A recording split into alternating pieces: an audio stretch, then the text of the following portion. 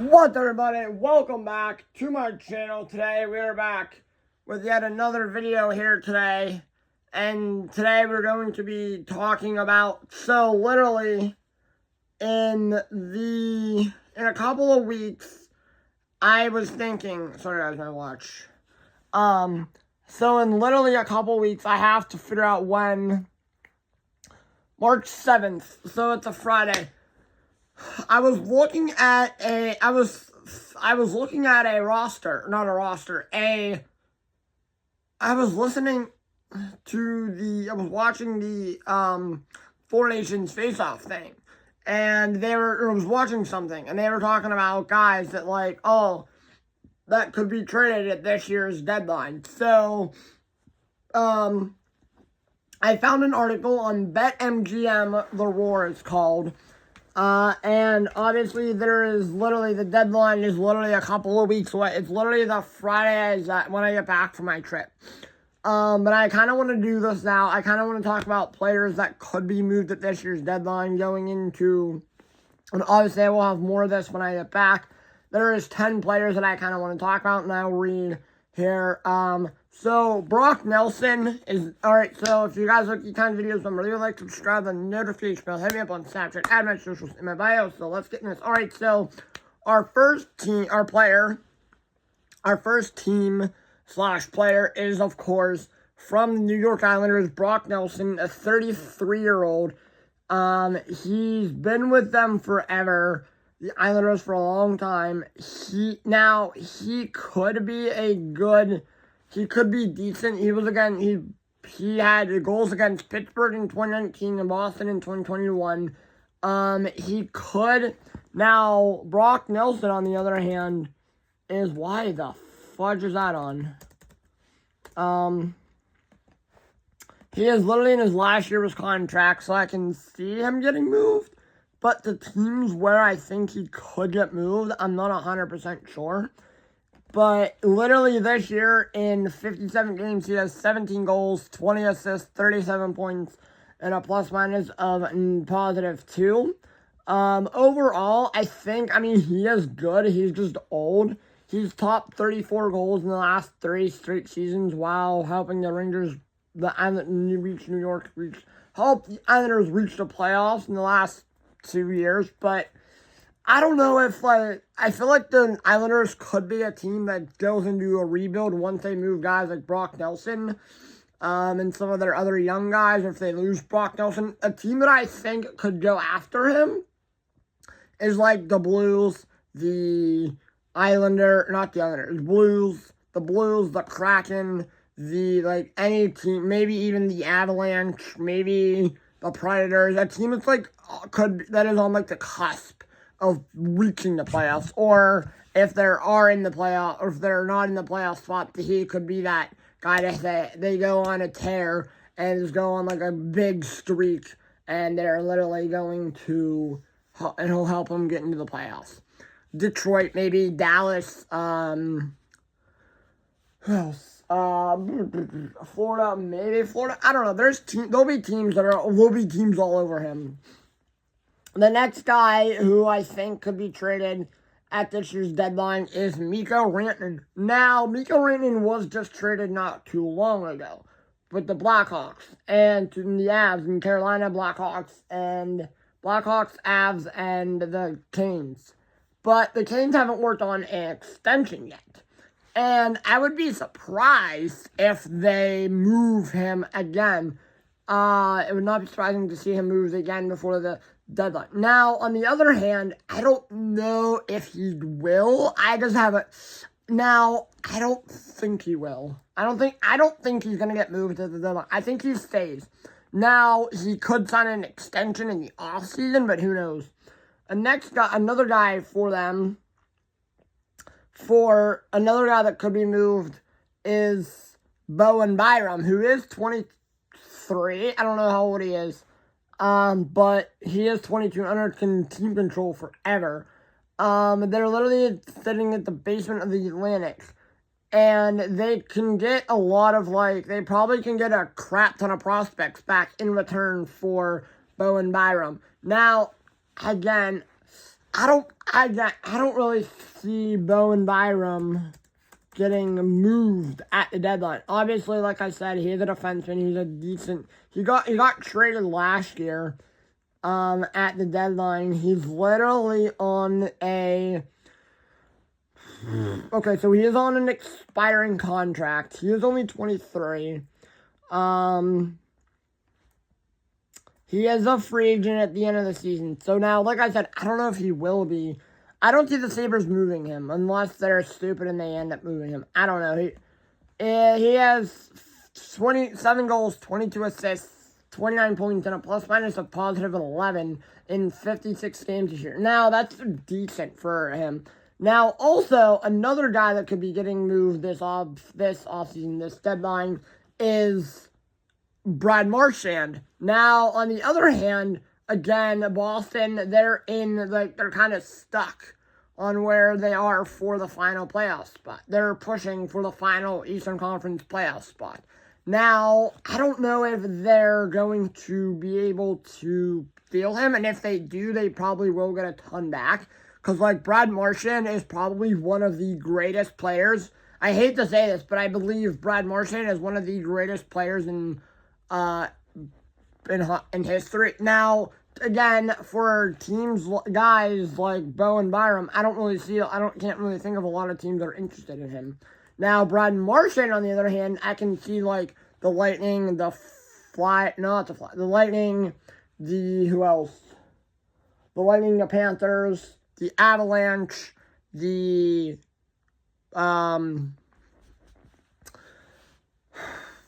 other teams interested in him, and I don't know if he will. Now, I don't know if they'll trade him or they'll just let him walk at the end of the year. Now, I'm hoping and praying that he gets traded. I mean, they'll also have Pastrnak and Marchand. I mean, Pastrnak is literally still there. There's so many other guys that are still. So, Seattle could use him probably. Maybe oh my God, what's their name? St. Louis, holy crap, Nashville, who else? So many other guys. Ottawa, Columbus. Columbus will be a good spot for him. I don't know. Carolina, potentially, not Pittsburgh. Casey Middlestat, centerman. I don't really know what. I don't see the Avs moving him unless. Hold on, let me look up his name here real quick. Now, Casey Middlestat, on the other hand, here is an interesting one. He is young. He does, I believe, become a free agent. Yeah, he is. Middlestat, there it is. 9 goals, 23 assists, 32 points in 59 games at plus-minus and -13. Now, he's terrible. Contracts. Is he a free agent? 3-year deal. If he's not a free agent, I wouldn't move him. If he is, okay, he's not a free agent, so he literally has $5.7 million for the next 3 seasons. They can all still, after the 27-28 season, he's a free agent, so I would keep him. Seth Jones, now, the Blackhawks, I can see the Blackhawks trade him because literally it says that Blackhawks are open for business, proven by their trade of Taylor Hall and the fact they're again wallowing among the cellar dwellers in the entire league. Yeah, I can see Seth Jones getting moved just because the Blackhawks are bottom dwellers. Our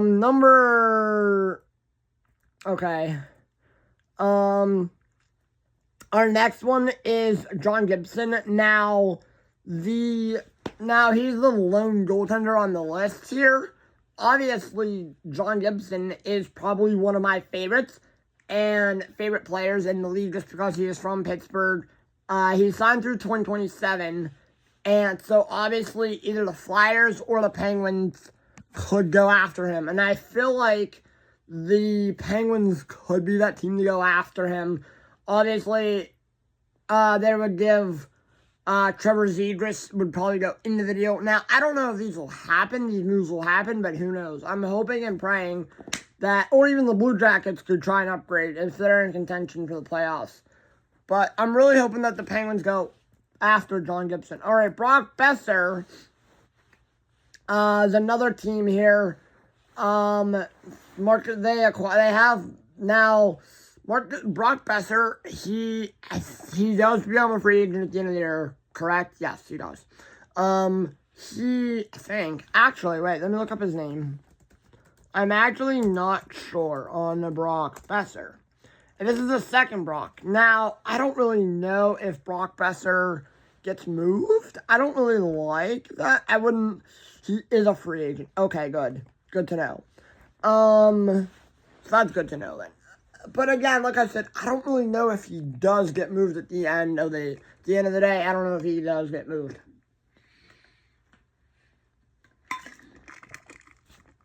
But, sorry, I was just getting some water there. Potentially, he could. I'm just going to say, I don't see the Canucks moving him.